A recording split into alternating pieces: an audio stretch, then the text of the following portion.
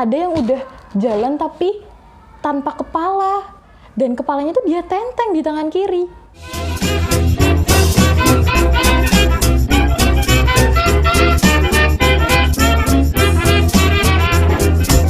Hai, balik lagi nih sama aku. Yang belum kenal aku, namaku Egya Vanessa Hidiana. Kali ini aku mau cerita tentang hashtag Jogja Mystery, oke?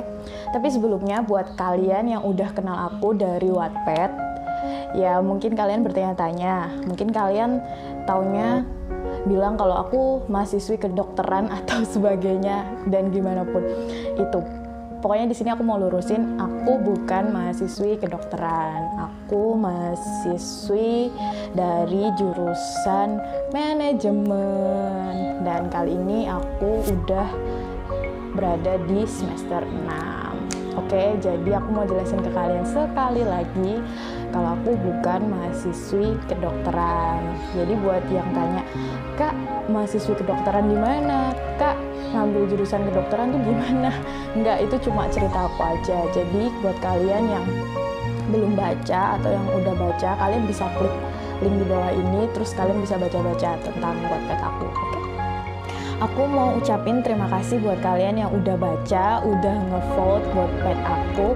Aku nggak pernah nyangka bisa sampai 15.500 pembaca saat ini. Dan aku seneng banget, excited banget buat nyelesainnya. Dan kalian yang misalnya belum baca, kalian kepo, kalian bisa klik ya link di bawah. Nanti kalian bisa baca-baca. Terus jangan lupa di komen kalian tuh gimana ya ceritanya tuh, menarik nggak, terus seru nggak, pokoknya kayak gitu. Pokoknya kritik dan saran dari kalian aku hargain banget. Sekali lagi terima kasih buat yang baca, yang belum baca, yuk baca aja. Klik ya linknya di bawah, jangan lupa, pokoknya seru banget, harus baca. Kalau nggak kalian tuh pokoknya harus baca deh. Dan di hashtag Jogja Mystery kali ini aku mau cerita ke kalian tentang misteri suara drum band dini hari. Mungkin kalau kalian yang orang Jogja atau yang pernah singgah di Jogja pernah dengar suara drum band yang langsung atau cerita-cerita mengenai suara drum band ini. Dan kalau kalian yang pernah dengar, kalian bisa tulis komen di bawah. Gimana rasanya dan gimana suaranya. Terus menurut kalian ini tuh bener-bener suara drum band atau suara yang lain? Oke, jangan lupa komennya. Nah, suara drum band ini tuh bagi masyarakat Jogja sangat familiar karena nadanya yang sangat konstan dan sederhana. Tapi anehnya suara drum band tersebut itu berpindah-pindah. Misal nih, kalian denger atau kalian tuh posisinya ada di Ring Road Utara. Kalian denger suara drum band itu kayak berada dari selatan gitu loh. Jadi kayak kalian tuh berada di utara tapi suaranya kayak ada di selatan. Nah, terus kalau misalnya kalian kejar suara itu sampai kalian ke selatan, terus kalian denger lagi, suaranya tuh pindah ke timur gitu loh. Jadi kan itu pindah-pindah kayak gitu. Dan anehnya itu terjadi sebelum subuh ya, dini hari kayak gitu. Dan banyak banget yang udah denger. Nah, konon katanya di tahun 1990, kita sebut aja nih orangnya Mas Parto ya, ada seorang pemuda namanya Mas Parto, udah sebut aja kayak gitu misalnya Mas Parto. Jadi Mas Parto ini waktu itu berada di daerah Ring Road Utara. Dia mendengar suara drum band itu kira-kira mungkin pukul 3 pagi ya, menjelang subuh seperti itu. Terus dia coba nih mau penasaran lah istilahnya kayak gitu, pengen cari tahu gitu loh. Sebenarnya suara drum band apa sih yang dimainin sampai harus dimainin pagi-pagi buta kayak gini, bahkan sebelum subuh. Kan aneh aja gitu loh, masa ada yang latihan jam segitu, jam 3 pagi kayak gitu, ya kan? Terus Mas Parto ini berpikiran kalau suara drum band itu berasal dari Taman Makam Pahlawan Kusuma Negara. Nah, karena si Mas Parto ini penasaran banget, akhirnya dia coba tuh, terus dia telusuri sampai ke Taman Makam Pahlawan Kusuma Negara. Tapi sampai dia di sana, itu tuh malah nggak ada apa-apa. Terus suaranya tuh malah pindah, kayak balik lagi tuh ke arah utara, ke arah Tugu. Akhirnya dia kejar lagi, sampai di Tugu dia nggak nemuin apa-apa sama sekali. Bingung dong si Mas Parto ini, kenapa ya kok nggak nemuin apa-apa padahal suaranya masih kedengeran. Terus akhirnya suaranya itu tuh pindah malah kayak berasal dari arah timur. Akhirnya dikejarlah sampai ke arah timur, dan saat dirinya melintasi perlintasan kereta Janti, Mas Parto terkejut bukan kepalang. Dia melihat 30 rombongan prajurit keraton zaman dulu. Gila nggak tuh? Aku nggak bisa bayangin kalau aku yang jadi Mas Parto di sana. Pasti aku udah berdiri membeku dan nggak bisa ngomong apapun, serem banget. Dan kalian tahu, di barisan depan itu kan ada 30 orang. Di barisan depan ada 6 orang yang kondisinya masih utuh dan membawa peralatan drum band, memainkan drum band dengan nada yang konstan dan sederhana.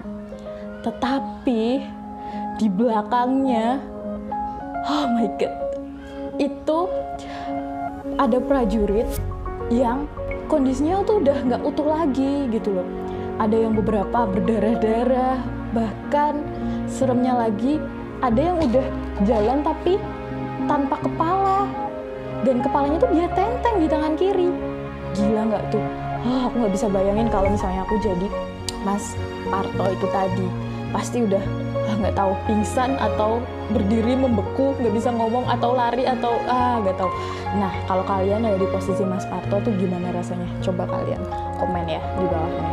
Terus ada yang tangannya patah, kakinya patah, dan lain sebagainya. Dan setelah itu Mas Parto pingsan habis ngelihat itu. Dia pingsan di tengah jalan.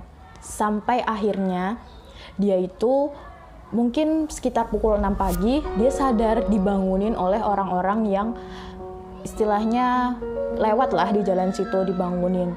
Terus dia kayak orang bingung gitu. Nah, serem kan? Coba bayangin kalau misalnya kalian misalnya denger kayak gitu, kalian bakal jadi kayak Mas Parto nggak? Kalian kejar gitu, kalian cari tahu gitu.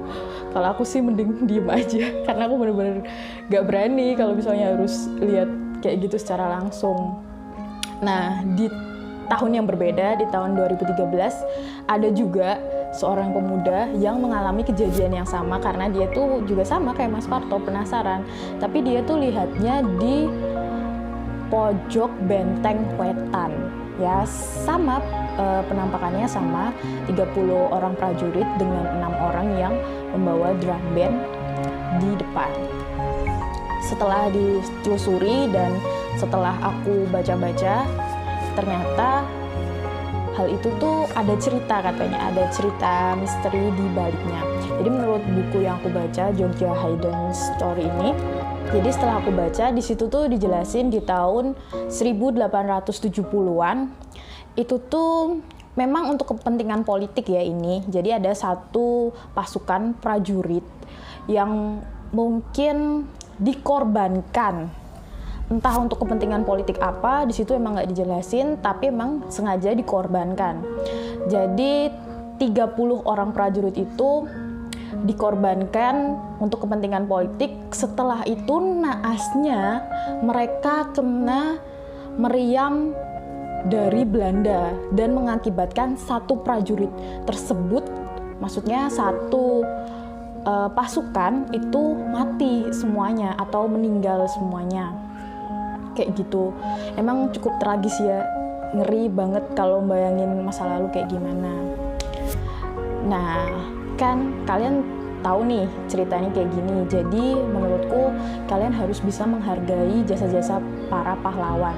Kalian bisa bayangin kan kalau tanpa mereka, kalian pada saat ini tuh nggak bisa hidup enak, kalian masih dijajah, kalian nggak bisa yang namanya keluar seenaknya, terus kalian nggak bisa nongkrong tuh di di kafe-kafe minum kopi, dan pokoknya kalian nggak bisa hidup enak kalau tanpa mereka. Makanya jangan pernah lupain sejarah, oke?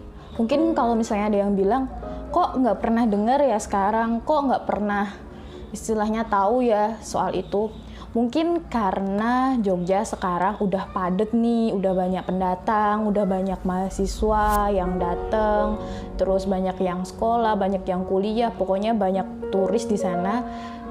Jadi intensitas dari mereka itu tidak terlalu terasa buat kita, sehingga mungkin buat kalian yang udah di Jogja lama dan nggak tahu soal ini, ya maklum aja, karena pada saat ini kan seperti yang kalian tahu Jogja udah padat banget.